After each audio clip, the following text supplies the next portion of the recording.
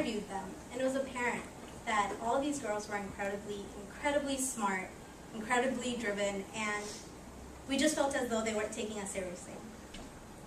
We couldn't understand how after hours of lectures, hours of review sessions, hours of tutoring, how we weren't being clear. We weren't being clear enough for them to pass this exam.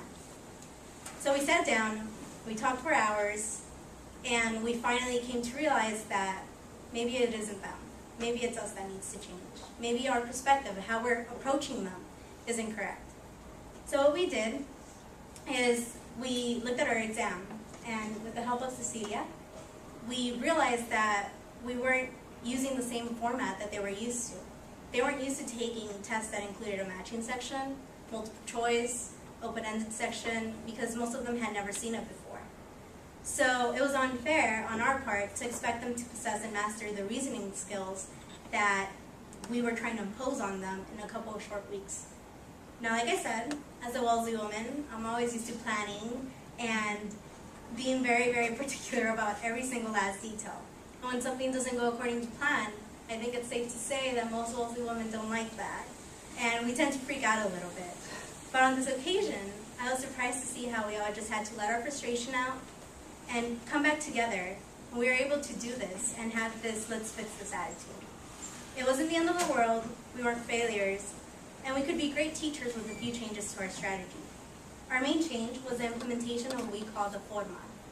So the forma is this template, which you see on the board, that basically we apply to every single situation we could think of, both medical and real life situations. Here we have an example. The problem is dengue, which is a very prevalent sickness that is in this village. And the symptoms would include fever, headache, joint pain. The causes would be mosquitoes, because mosquitoes transmit dengue from human to human or human to animal. And prevention, you can use a mosquito net, you can use mosquito repellent. And treatment would be to go to the health center and take medicine. So we broke down what a problem meant to the girls, what a symptom meant. So a symptom, we explained to them that a symptom would be, when you have this problem, what happens? When you have dengue, what happens? You get a fever. The causes, how do you get dengue? So we just broke it down step by step for the girls so that they would be able to understand and apply this to different situations. And during one of our activities, we actually had them come up with their own problems and have them just brainstorm and be creative. And this led to one of our favorite examples. The problem that one of the groups came up with was a cat being dirty. So that was a problem. The symptoms would include a cat having mud all over itself. That's what happens when a cat is dirty. The causes would be the cat rolled around in mud. So that's how it got dirty. The prevention, how do you prevent this from happening? The girls decided that the best way to prevent this from happening would be to tie the cat up. Because we wouldn't be able to roll around in mud. And the treatment, of course, would be to give the cat a bath to, get it clean. So just seeing how the girls applied our template to a different situation in an ingenious way, use their imagination and everything, it just demonstrated that the changes we made in our teaching methods had worked. It was amazing to see the transformation in the girls when the material became a lot clearer to them. And it was also amazing that we were able to get past the bump and not freak out completely. We realized that we had to change our approach instead of trying to force what we were familiar with onto these girls. So like I said, not only was it wrong to expect teaching to be clear and simple, I also learned that creating a scholarship program includes so much more than I originally thought. I was surprised about the amount of detail that came along with the creation and execution of Proyecto Doctoritas. The first week there was spent meeting with the local girls, meeting with the local schools that they attended, trying to figure out a schedule, talking to the health center that would be giving the lectures twice a week, and many more logistical details that I never thought we would have to think of. Every last detail had to be planned, and even then, as I have mentioned, we had to step back and reevaluate our goals and expectations for the girls halfway through the program. Now when I reflect back on my summer, I realized that this experience fueled my passion for creating social justice and advocating for those that can't advocate for themselves.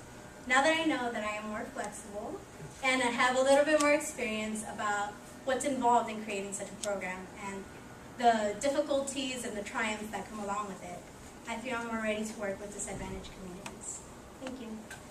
Up next we have Emma.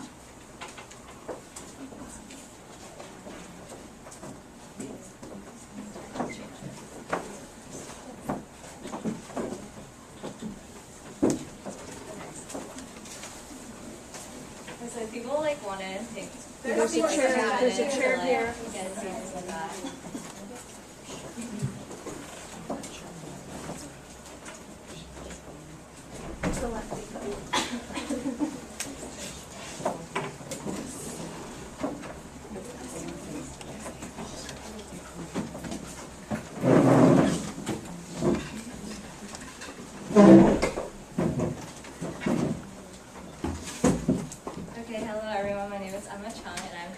Junior here at Wellesley.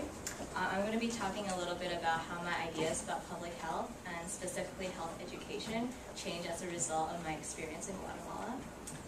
So in the very beginning, before I entered Guatemala, I had a very romantic knowledge about health education. I thought that in this field, all you would need to know is you would have to have like a strong background in a certain subject, and then you essentially just hop around from place to place, and all that would differ would be the language.